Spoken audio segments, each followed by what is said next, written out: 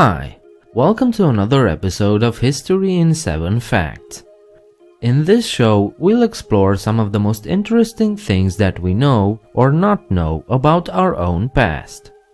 In this first chapter, we'll explore some of the things we know about the origins of human beings, and in today's episode, we'll continue to explore our evolutionary brothers, other species of humans that coexisted with us. Everyone has heard of the Neanderthals, but just how much do you actually know about them? Let's find out. In August 1856, German workers were blasting limestone in a quarry in the Neander Valley in Prussia when they accidentally discovered the entrance to a cave. Inside, they found strange remains of a weird-looking skull with prominent eyebrow bone, along with some other bones. Initially, the workers thought that it was the remains of a bear, but luckily someone thought the bones were too strange to be dismissed, so they turned them over to Johann Karl Fuhlrott, a local professor. Upon examining the bones, he concluded that those were the bones of an extremely archaic exponent of the human race. He took the bones to the University of Bonn, when Hermann Schaffhausen further examined them and drew the extremely bold conclusion that they belonged to a now extinct, inferior precursor of the human race. Keep in mind, at this time Darwin didn't publish his famous book yet, so to claim that humans were descended from an inferior animalic race was outrageous. And indeed, the reactions were harsh. These claims were considered blasphemous and an affront to human dignity and the divine. Schaffhausen's reputation was ruined, and his claims were countered by all sorts of counter-arguments, like the bones belonged to a man suffering from rickets or dementia. If you still believe Neanderthals were violent beasts with the intelligence of a 2-year-old, you're in for a shock. That false image was popularized immediately after the discovery of those bones over 150 years ago. Here's what happened next. In the following decades, many other remains were found, showing clearly that they belonged to the same species and not to a sick person. The confusion was total. Then followed the crucial discovery which would distort our perception of the Neanderthals for generations. Remains of a specimen were found in La Chapelle-aux-Saints in France in 1908. Those remains were analyzed by Marcelin Boule, a reputed professor from Paris. He analyzed and measured the bones for 2 years, noting the pronounced eyebrows, prominent face, and wide forehead.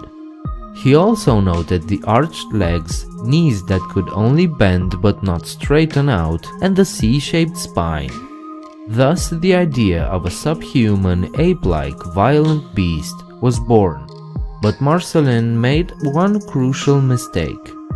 The bones he analyzed belonged to a person long suffering from arthritis, and thus were entirely misshaped and distorted by the disease. He described this beast as a savage, ape-like being wearing animal hide with a club as his weapon and a cave as its home.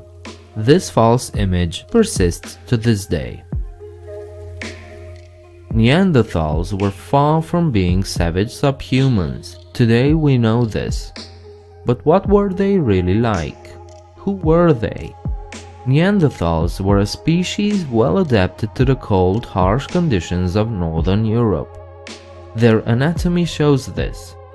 Just like in modern humans that live in cold climates, Neanderthals had shorter legs and arms, thus having less exposed skin to the cold. Their noses were larger to allow the air to warm up before reaching the lungs, their hair was straight, and, most likely, their skin was white.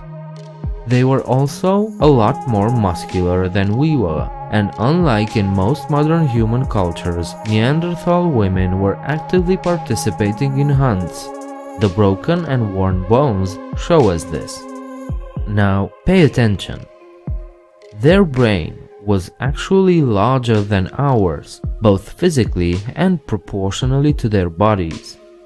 And they did possess vocal cords, and we know for sure that they could articulate at least 3 different vocals, thus indicating that they probably had their own language. They didn't just wear animal hides, they made their own clothes. They used their surroundings to hunt, indicating that they knew how to plan and cooperate with each other effectively. They also knew how to make fire and indeed used caves as dwellings, but they also used tents. Neanderthals lived short, hard lives. Going beyond the age of 30 was somewhat a performance. But they found ways to support each other in their small family groups. They were social, not that different from us, and they cared for the elderly and the sick. And they didn't treat death lightly. Just like us, they buried their dead. We don't know if they had a god they prayed to, but they did have ceremonial burials.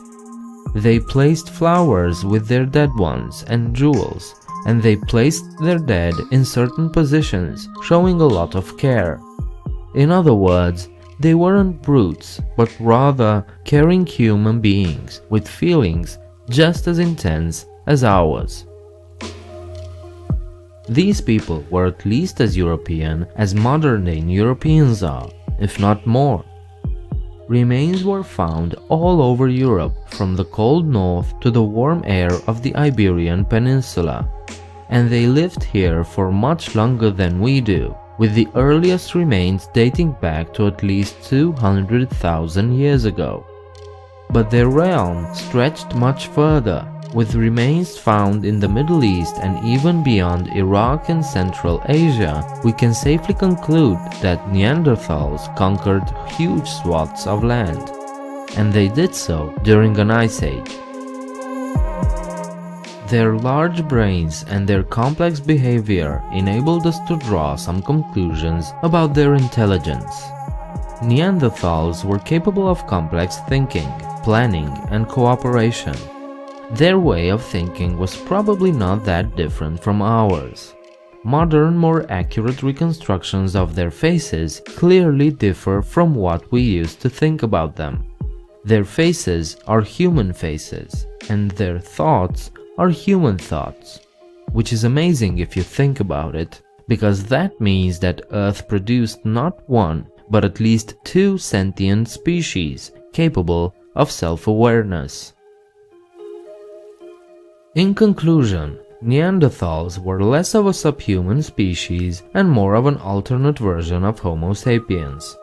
They were a well-adapted species that managed to survive in Europe for 170,000 years, until they disappeared some 30,000 years ago.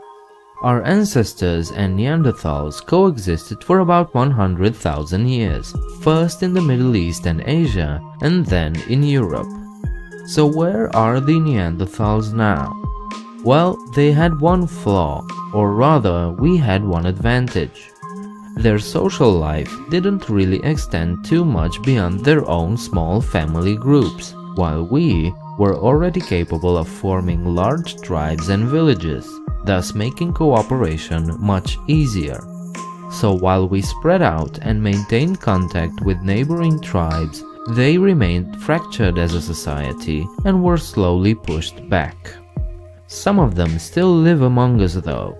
Up to 2.1% of the DNA found in people from outside sub-Saharan Africa is Neanderthal DNA. Thank you for watching this episode of 7 Facts. I hope this was interesting and informative, and maybe it even inspired you to look into it further on your own. If you like this video, please thumbs up and subscribe. While you're downstairs, let me know what you think about this video.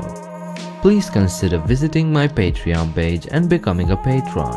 The link is in the description. I hope to see you next time. Bye.